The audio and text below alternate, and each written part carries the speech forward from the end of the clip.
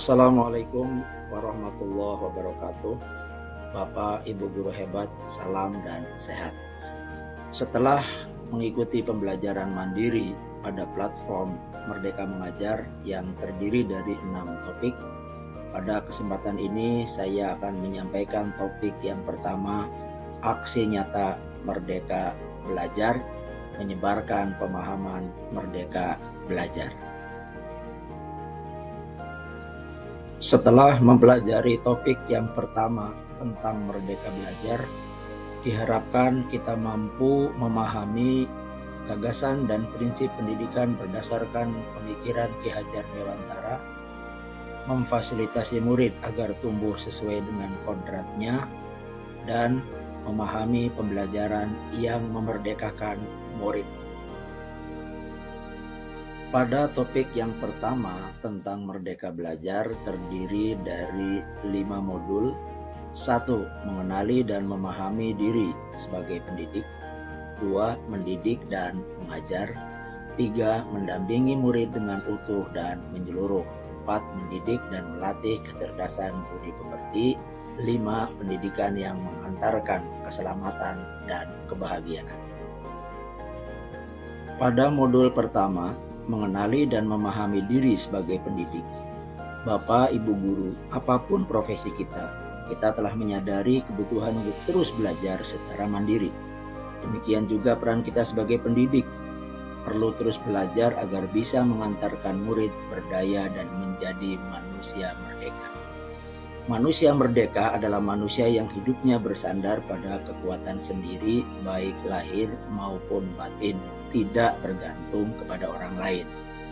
Kita harus terus beradaptasi dengan perubahan yang ada, agar bisa tercipta proses pembelajaran yang sesuai dengan kebutuhan murid. Bapak Ibu, sebagai refleksi, sebelum kita menuntun murid menjadi manusia merdeka, apakah kita juga sudah menjadi manusia merdeka dengan terus belajar menyesuaikan perubahan yang ada? Pada modul 2, mendidik dan mengajar. Bapak, Ibu guru, mendidik adalah menuntun segala kodrat yang ada pada murid, agar mereka dapat mencapai keselamatan dan kebahagiaan yang setinggi-tingginya, baik sebagai manusia maupun anggota masyarakat. Pendidik tidak akan dapat menentukan dan berkehendak akan hidup dan tumbuhnya murid. Yang bisa dilakukan adalah menuntun tumbuh dan hidupnya murid dengan mengerahkan segala daya dan upaya untuk memajukan perkembangan budi pekerti, pikiran dan jasmani murid agar dapat memperbaiki perilakunya.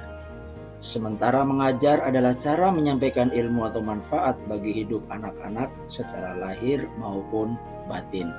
Pengajaran merupakan salah satu bagian dari pendidikan. Kalau kita kilas balik kepada metode pengajaran di zaman kolonial Belanda yang menggunakan sistem pendidikan perintah dan sanksi serta berorientasi kepada aspek kognitif saja, tanpa sadar masuk ke dalam cara guru-guru kita dalam mendidik murid-muridnya. Sebagai contoh, kasus kekerasan pada murid masih dijumpai. Murid mendapatkan hukuman atau sanksi saat tidak menyelesaikan tugas. Lebih fokus pada orientasi kognitif saja, sehingga perkembangan kecakapan dan sosio-emosional murid terabaikan.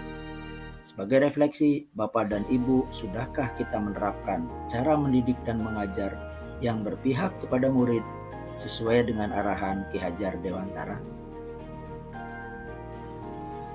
Pada modul 3, mendampingi murid dengan utuh dan menyeluruh.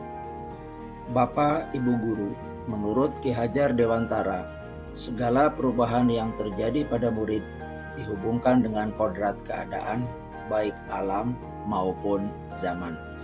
Kodrat alam berkaitan dengan sifat dan bentuk lingkungan di mana mereka berada. Sementara kodrat zaman adalah bagian dasar pendidikan murid yang berhubungan dengan isi dan irama yang bergerak dinamis sesuai dengan perkembangan zaman. Sebagai seorang guru, kita harus memahami kodrat keadaan masing-masing murid sehingga dapat memberikan pengalaman-pengalaman belajar yang sesuai di mana murid tinggal secara kontekstual dan sesuai dengan perkembangan zamannya.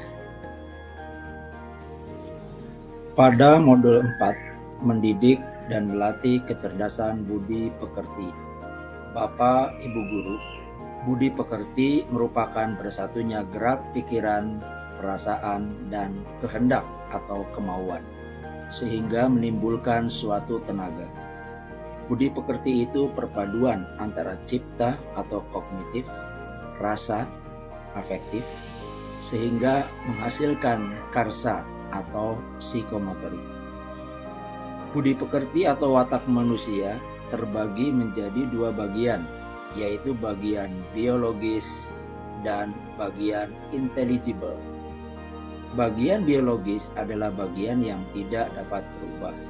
Contoh, rasa takut, malu, kecewa, iri, egois, dan segala perasaan manusia. Sementara bagian intelligible dapat berubah karena pengaruh keadaan atau lingkungan dan pendidikan. Sebagai contoh, kecakapan dan keterampilan pikiran serta kemampuan dalam menyerap pengetahuan.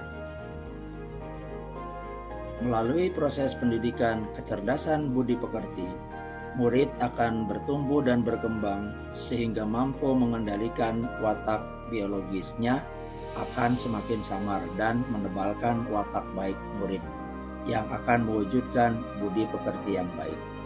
Sebagai contoh, anak-anak prasekolah sebagian besar mereka merasa takut dan malu saat awal kegiatan di TK. Namun seiring berjalannya waktu, anak tersebut menjadi berani. Rasa takut atau malu menjadi semakin pudar, bahkan tidak tampak karena sudah mendapatkan kecerdasan pikiran.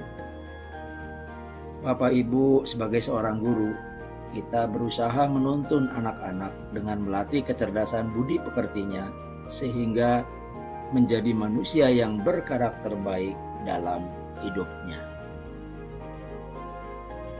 Pada modul 5, pendidikan yang mengantarkan keselamatan dan kebahagiaan. Bapak Ibu, Ki Hajar Dewantara menerapkan sistem Among sebagai suatu metode pendidikan yang menekankan pada proses pembelajaran yang dikenal dengan ing ngarso sung tulodo, di depan memberi teladan, ing madyo mangun karso, di tengah membangun kehendak, tutwuri handayani, di belakang memberi dorongan. Pesan Ki Hajar Dewantara, tuntunlah murid sesuai zamannya. Saat ini, guru tidak menjadi satu-satunya sumber pengetahuan, tetapi guru berperan sebagai fasilitator pembelajaran. Peran guru adalah memfasilitasi dengan baik dan benar bagaimana murid dapat membangun pemahamannya dengan maksimal. Tugas pendidik adalah mengembangkan seluruh potensi yang dimiliki murid, yaitu kecerdasan rasa, karsa, cipta, dan karya, agar murid mampu menjadi manusia seutuhnya. Bapak Ibu, berikut ini adalah resume dari topik yang telah saya sampaikan mengenai filosofi pendidikan menurut Ki Hajar Dewantara.